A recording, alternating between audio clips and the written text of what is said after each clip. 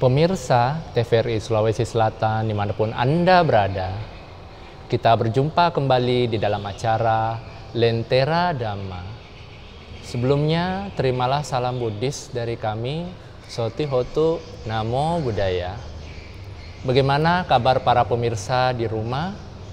Kami mengharapkan tentunya semua dalam keadaan sehat selalu ya sekeluarga. Pada hari yang berbahagia ini, pemirsa, kita telah kehadiran narasumber yang begitu luar biasa di dalam acara Lentera Dhamma ini, yang tentu sudah tidak asing juga bagi para umat Buddha, khususnya di Makassar. Ya, beliau adalah Bapak Hasdi, SSI, MSI. Namo Buddhaya, Pak Hasdi. Terima kasih telah hadir ya. Beruntung sekali bersama-sama kita akan mendengarkan topik yang sangat menarik, yaitu tentang manfaat penghormatan.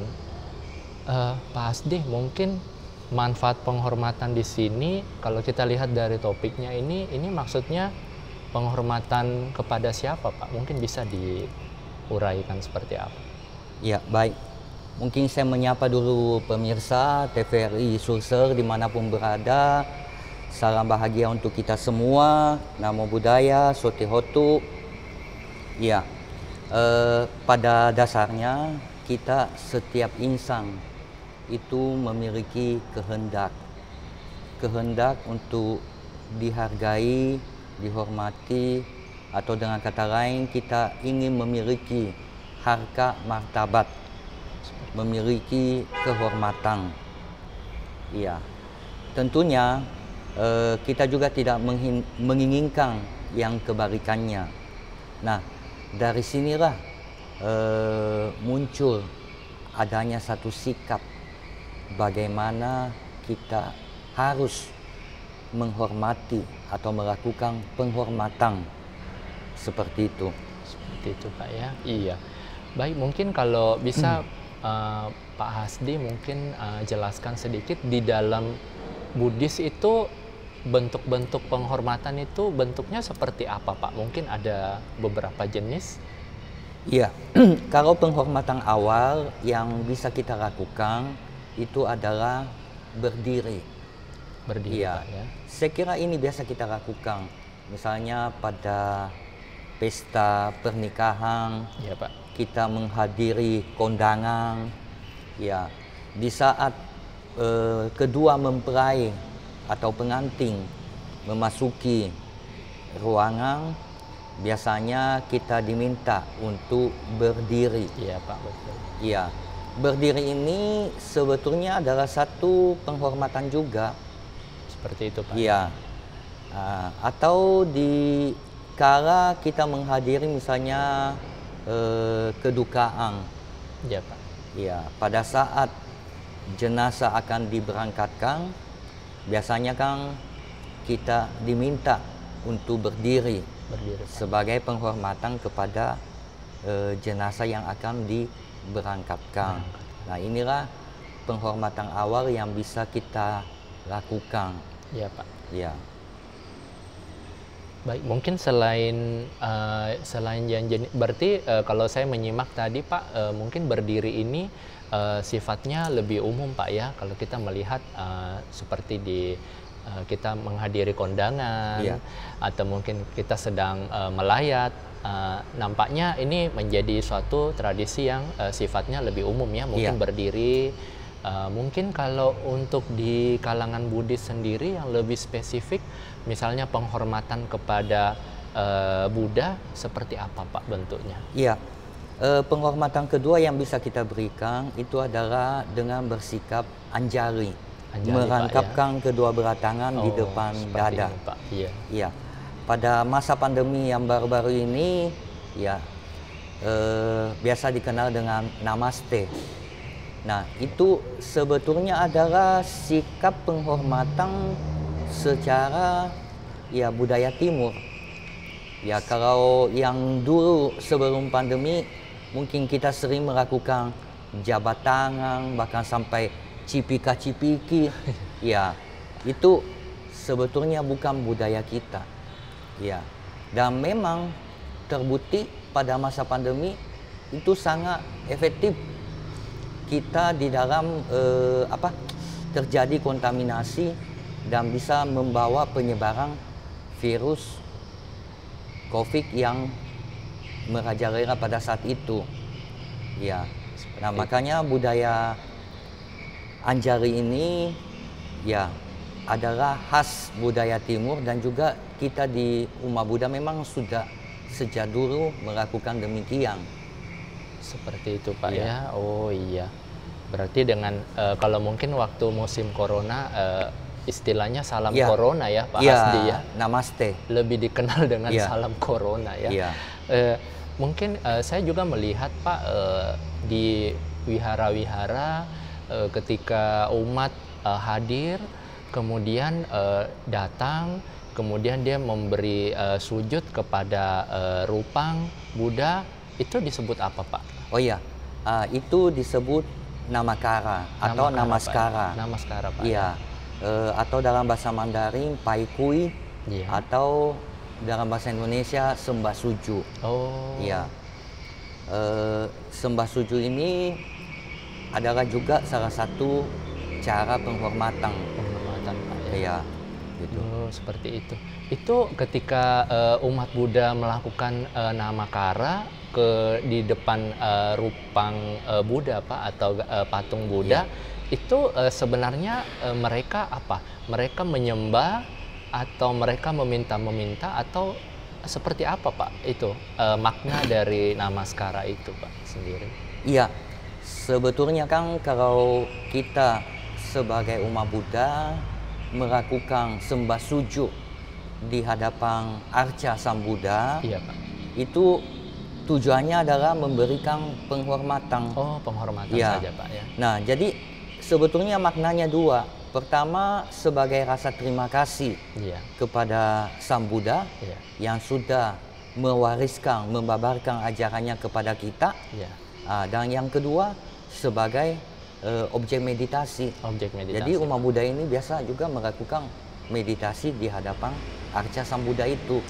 Hanya karena mereka yang di luar Buddha itu mungkin tidak memahami, sehingga kadang hal ini dianggap pemujaan berhala. Pak Padahal umat Buddha yang sudah memahami ajaran Buddha tidak akan seperti tadi, tidak akan melakukan meminta-minta dan sebagainya, karena mereka menyadari kalau mereka mempunyai satu keinginan, mempunyai satu cita-cita, apakah dengan meminta kepada arca Sang Buddha itu bisa terpenuhi?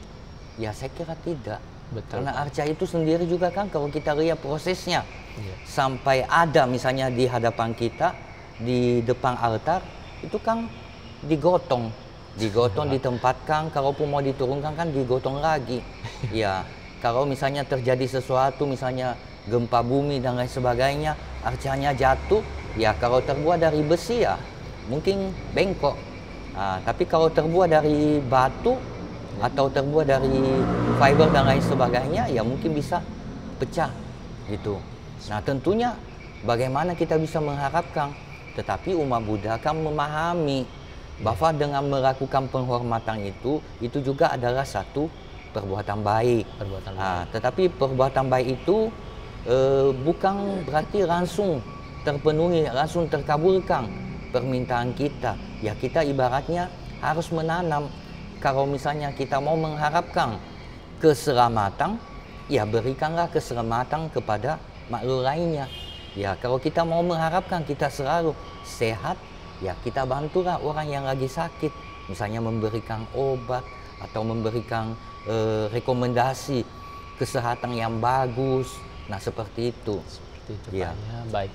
Berarti yang saya bisa nangkap di sini pemirsa menarik sekali Pak Hasdi, berarti umat Buddha itu memberikan namaskara kepada arca Buddha, bukan tidak meminta-minta seperti itu dan itu bukan menyembah berhala seperti mungkin orang-orang yang tidak paham menganggap bahwa oh umat Buddha kok menyembah patung atau menyembah berhala, tetapi itu satu bentuk penghormatan yang mana bila tentu kita manusia semua punya harapan dan impian dan tujuan Pak ya, dan untuk mencapai itu maka lakukanlah kebajikan seperti itu Pak ya. Menarik sekali pemirsa ya. Baik, mungkin cara menghormat ini saya melihat Pak seperti di tradisi-tradisi di negara-negara Buddhis ada juga Pak yang atau di Candi Borobudur itu kelihatannya seperti umat-umat Buddha yang berjalan berbaris terus berkeliling Pak, itu namanya apa sih? Iya, kalau yang itu yang keempat biasa disebut Padakkhina atau Pradaksina. Pradaksina Pak. Ya, mengelilingi tempat suci atau objek suci sebanyak 3 kali searah jarum jam. Oh, searah jarum jam Pak ya. Berarti nggak bisa berlawanan Pak? Iya, tidak bisa.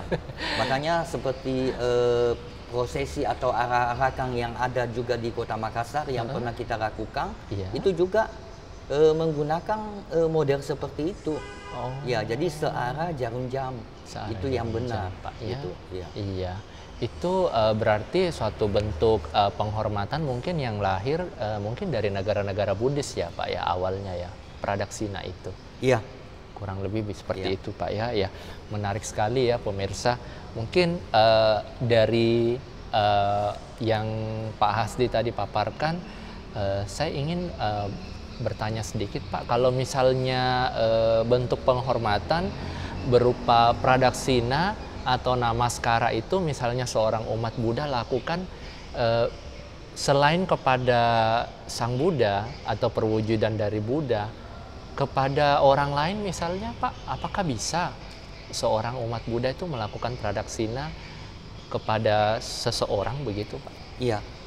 Jadi objek pemujaan itu sebetulnya ada 2. Yang pertama disebut pujaniya pugala. Jadi objek penghormatan ini berupa figur. Ya, misalnya tadi penghormatan kepada Buddha, Dhamma, Sangha, ataukah kepada orang yang memiliki kebajikan yang spesifik. Ya, tentunya dalam hal ini seperti misalnya orang tua kita, ya guru yang mengajar kita, membimbing kita, termasuk juga di dalamnya itu adalah kepala pemerintahan. Itu juga mereka kan memiliki juga tataran kebajikan yang tertentu.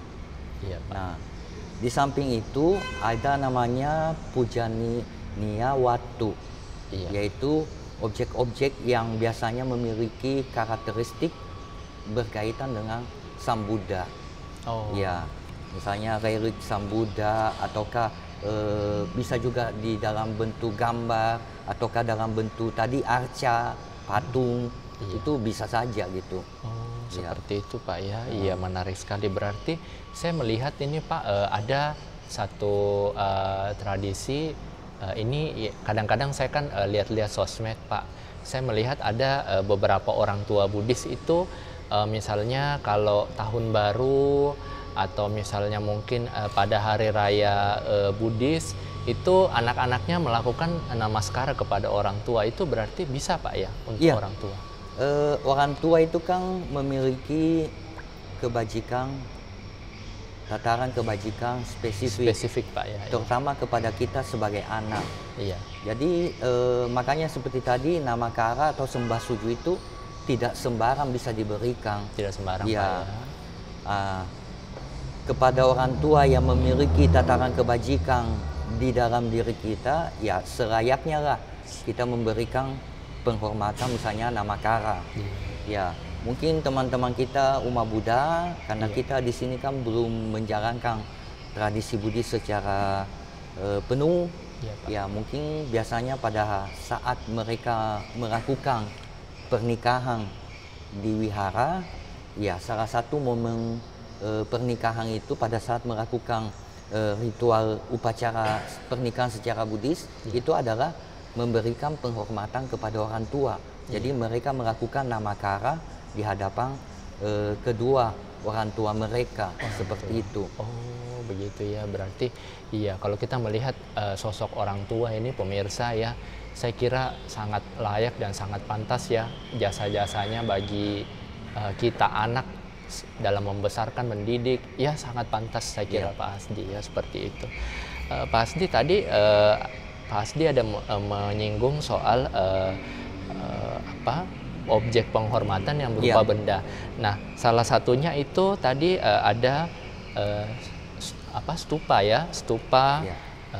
Ini mau ini sedikit Pak, mungkin yang lagi viral ini memes ya, yang lagi viral seperti arca Buddha yang di Borobudur itu yang diedit.